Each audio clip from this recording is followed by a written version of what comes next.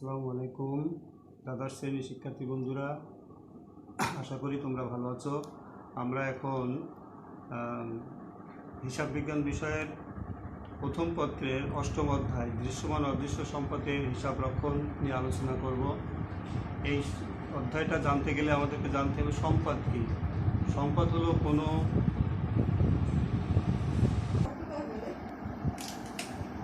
আমাদেরকে এই অধ্যায় জানতে গেলে আমাদের জানতে হবে সম্পদ কী। সম্পদ হলো যে দ্রব্য অভাব পূরণ করতে সক্ষম, সেটা হলো সম্পদ। সম্পদ হচ্ছে স্থায়ী সম্পদ এবং অস্থায়ী সম্পদ। আমরা সাধারণত স্থায়ী সম্পদ ক্রমাগত ব্যবহার করে থাকি। সম্পদের অবচয়ের কারণ কি এটি এবং এই অধ্যায় করতে গেলে সম্পদের অবচয়ের কারণও জানতে হবে, অবচয় কি সেটা জানতে হবে। সম্পদের অবচয়ের কারণ হচ্ছে আমরা স্থায়ী সম্পদ ক্রমাগত ব্যবহারের ফলে ওই সম্পদের ব্যবহারের উপযোগিতা হারায়। এই ব্যবহারের উপযোগিতা হারার কারণেই সম্পদের অবচয় কাটতে হয়। আর ব্যবহারের উপযোগিতা হারানোর অংশকেই বলা হয় সম্পদ, এই অবচয়। এবার অবচয় কি? অবচয় হচ্ছে কোনো স্থায়ী সম্পদ ক্রমাগত ব্যবহারের ফলে ওই সম্পদ যে ব্যবহারের উপযোগিতা হারায় তাকেই অবচয় বলা হয়। আমরা অবচয় বিভিন্নভাবে অবচয় ধার্য করা হয়ে থাকে। আমরা সাধারণত অবচয় ধার্যের পদ্ধতি দুইটা, একটা হচ্ছে সময়ভিত্তিক পদ্ধতি, একটা কার্যভিত্তিক পদ্ধতি। সময়ভিত্তিক পদ্ধতিতে অবচয় আবার তিন রকম, একটা সরলরৈখিক পদ্ধতি, ক্রমহ্রাসক্রমজের পদ্ধতি, বর্ষ সংখ্যা সমষ্টি পদ্ধতি।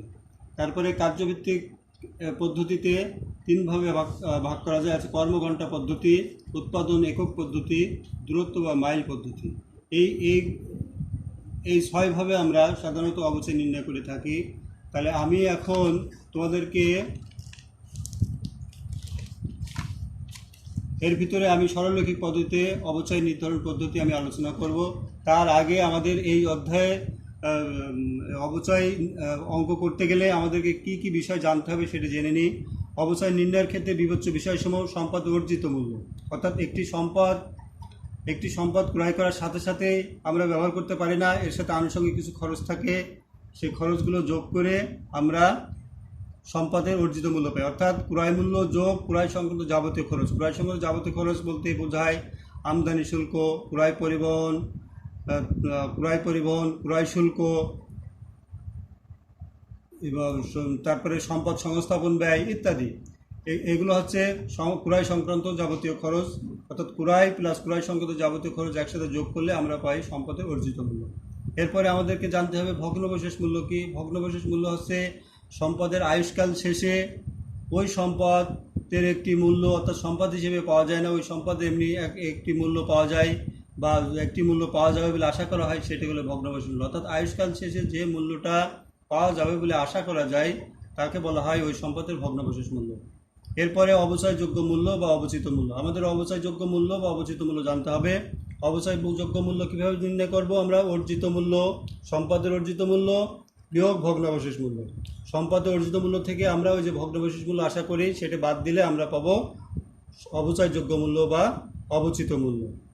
এখন আমরা তাহলে কি কি পেলাম? সম্পদের অর্জিত মূল্য কিভাবে পেলাম? ক্রয় মূল্যের সাথে ক্রয় সংক্রান্ত যাবতীয় খরচ যোগ করলে সম্পদ অর্জিত মূল্য। ভগ্নাবশেষ মূল্য কি? ভগ্নাবশেষ মূল্য আছে যে সম্পদটা ওই সম্পত্তির আয়ুষ্কাল শেষে যে মূল্যটা পাওয়া যায় সেটা হচ্ছে ভগ্নাবশেষ মূল্য। অবচয়যোগ্য মূল্য কোনটা? অবচয়যোগ্য মূল্য হচ্ছে ওই অর্জিত মূল্য থেকে ভগ্নাবশেষ মূল্য বাদ দিলে অবচয়যোগ্য মূল্য পাওয়া যায়। আমরা এখন অবচয়ের বিভিন্ন পদ্ধতির মধ্যে সরলরৈখিক পদ্ধতিতে অবচয় নির্ণয়ের পদ্ধতি আলোচনা করব। সরলরৈখিক পদ্ধতি অবচয় নির্ণয় পদ্ধতিতে আমাদের বার্ষিক অবচয় নির্ণয় করতে হয়। বার্ষিক অবচয় নির্ণয়ের সূত্র কি? অবচয়যোগ্য মূল্য ভাগ আয়ুষ্কাল। অবচয়যোগ্য মূল্য ভাগ আয়ুষ্কাল, তাহলে বার্ষিক অবচয় বেড়ে যায়। সাধারণত সরলরৈখিক পদ্ধতিতে প্রত্যেক বছর সময়ের কম বেশি না হলে প্রত্যেক বছরে বার্ষিক অবচয় সমান হয়। আমরা এখানে এই অবচয় নির্ণয় করার পরে আমাদের এই অঙ্কে জাবেদা করতে হয়। জাবেদা দুই প্রকার, একটা হচ্ছে সমন্বয় জাবেদা আর হচ্ছে সমাপনী দাখিলা। সমন্বয় জাবেদা কোনটা? প্রথম হচ্ছে সমন্বয় জাবেদা। একটা বার্ষিক অবচয় নির্ণয় করার পরে আমরা কি করব? অবচয় খরচ অর্থাৎ সমন্বয় জাবেদার জন্য যে জাবেদা দাখিলা দিব সেটা হচ্ছে অবচয় খরচ হিসাব ডেবিট আর পুঞ্জীভূত অবচয় ক্রেডিট, এটা হচ্ছে সমন্বয় জাবেদা। এরপরে আমরা সমাপনী দাখিলা দেবো। সমাপনী দাখিলা কি? অর্থাৎ এই সম্পদটায় অবচয়টা অবচয় খরচটাকে আমরা একটা বছরের নির্দিষ্ট বছর শেষে মুছে ফেলে সেটা হচ্ছে সমাপনী দাখিলা। আয় সারাংশ হিসাব ডেবিট, অবচয় খরচ হিসাব ডেবিট। অর্থাৎ দুইটা জাবেদা আমরা প্রত্যেক বছর দুইটা জাবেদা দিব। একটা হচ্ছে কি সমন্বয় দাখিলা, আর একটা হচ্ছে সমাপনী দাখিলা। সমন্বয় দাখিলা কি, ওই বার্ষিক অবচয় যেটা বেরোবে, অবচয় খরচ ডেবিট, পুঞ্জীভূত অবচয় ক্রেডিট। আর সমাপনী দাখিলা কি, আয় সারাংশ ডেবিট আর অবচয় খরচ ক্রেডিট। অর্থাৎ ওই নামিক হিসাবকে বন্ধ করে দেওয়া।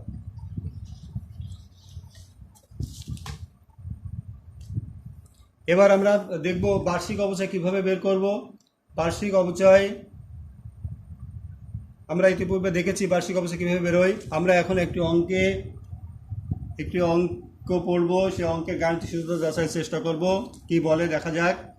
এখানে একটি অঙ্ক আছে, বিকাশ কোম্পানি 2010 সালের 1 জানুয়ারি তারিখে 3,20,000 টাকার একটি মেশিন ক্রয় করে। মেশিন আছে স্থায়ী সম্পদ, ক্রয় করছে কত, 3,20,000 টাকা ধরে। এর আনুষঙ্গিক কোনো ব্যয় নাই।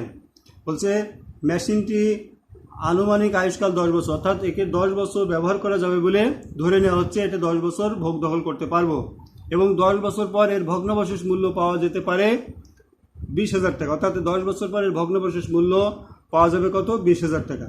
তাহলে আমাদের এখানে থেকে বলতেছে মেশিনের অবচয়যোগ্য মূল্য কত। তাহলে মেশিনের অবচয়যোগ্য মূল্য কীভাবে বেরোবে, আমরা সূত্রে দেখলাম অর্জিত মূল্য মাইনাস ভগ্নাবশেষ মূল্য সমান সমান অবচয়যোগ্য মূল্য। তাহলে এখানে অর্জিত মূল্য কত, 3,20,000 টাকা, আর এখান থেকে ভগ্নাবশেষ মূল্য 20,000 টাকা বাদ দিলে পাওয়া যায় অবচয়যোগ্য মূল্য। এখন আমাদের বার্ষিক অবচয় নির্ণয় করব। বার্ষিক অবচয় কীভাবে নির্ণয় করব, আমরা জানি বার্ষিক অবচয় সূত্র কি, অবচয়যোগ্য মূল্য ভাগ আয়ুষ্কাল। অবচয়যোগ্য মূল্য ভাগ আয়ুষ্কাল। তাহলে অবচয়যোগ্য মূল্য আমরা কীভাবে পাবো, এই অঙ্কে 3,20,000 থেকে ভগ্নাবশেষ মূল্য 20,000 বাদ দিলে অবচয়যোগ্য মূল্য পাবো।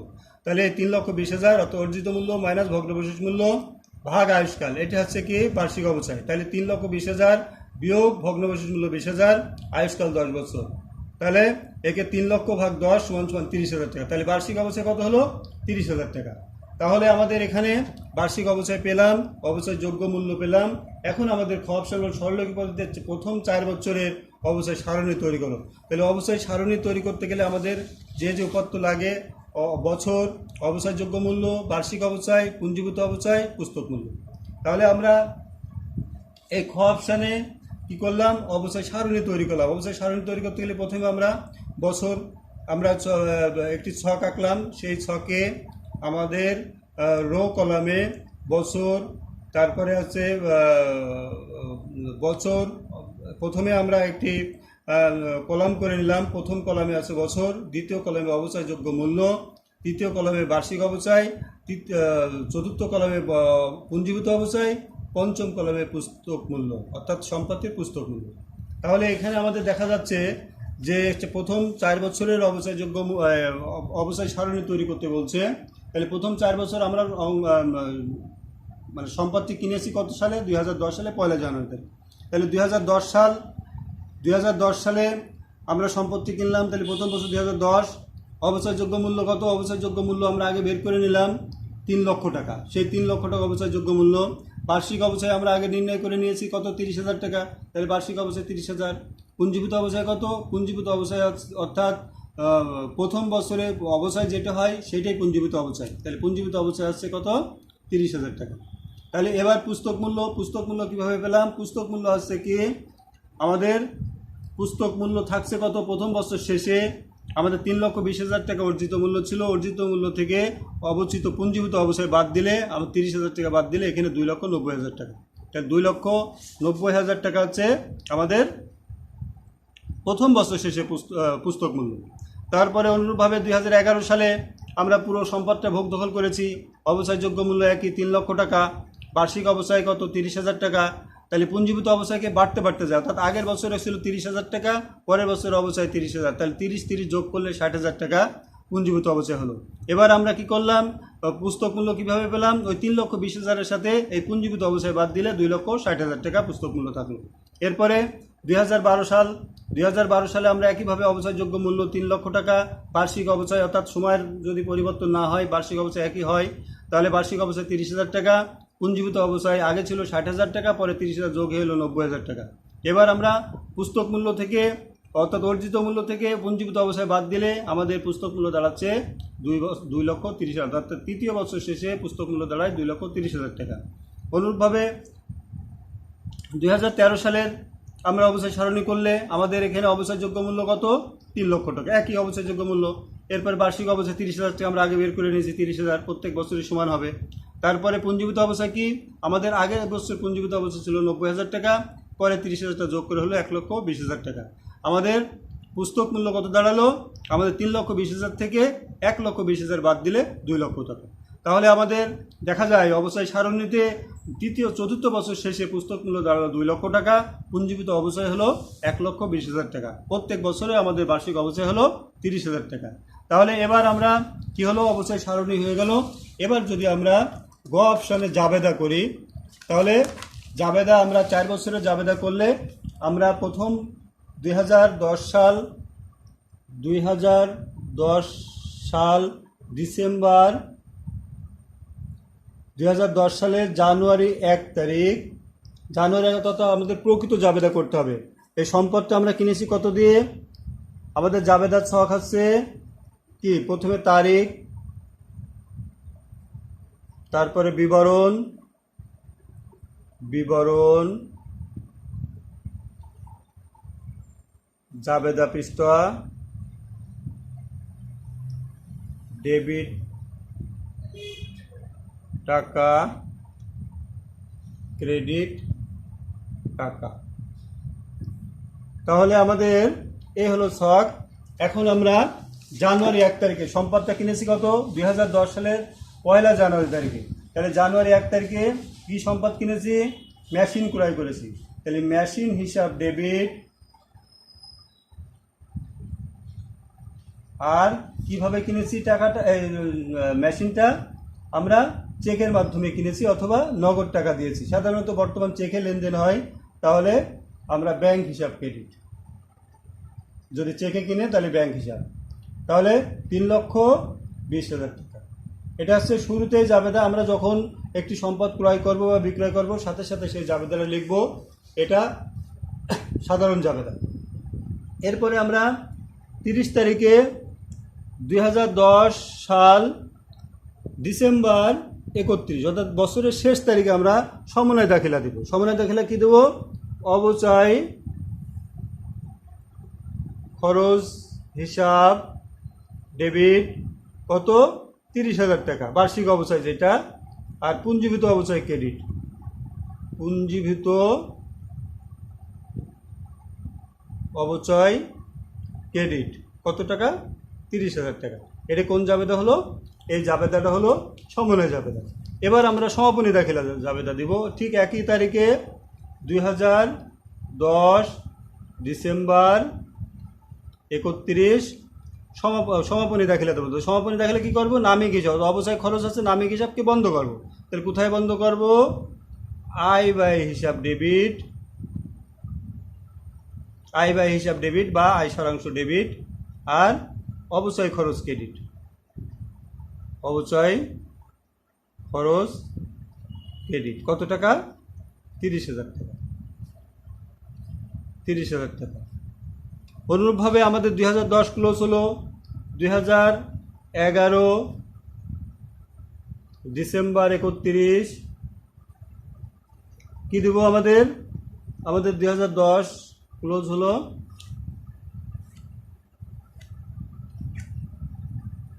ডিসেম্বর 11-31। আমাদের এখন শুধু সমন্বয় দাখিলা এবং সমাপনী দাখিলা দিতে হবে। একই জাবেদা, অবচয় খরচ ডেবিট, পুঞ্জীভূত অবচয় ক্রেডিট, ভূত অবচয় সব ক্রেডিট কত টাকা? 30,000 টাকা। 30,000 টাকা। সমাপনী দাখিলা ডিসেম্বর 31, আয় ব্যয় হিসাব ডেবিট, ডেবিট অবচয় খরচ ক্রেডিট, ক্রেডিট 30,000 টাকা। 30,000 টাকা। অনুরূপভাবে আমরা এইভাবে 2012 সাল 2013 সাল একই জাবেদা 30,000 টাকার আমরা জাবেদা করেছি।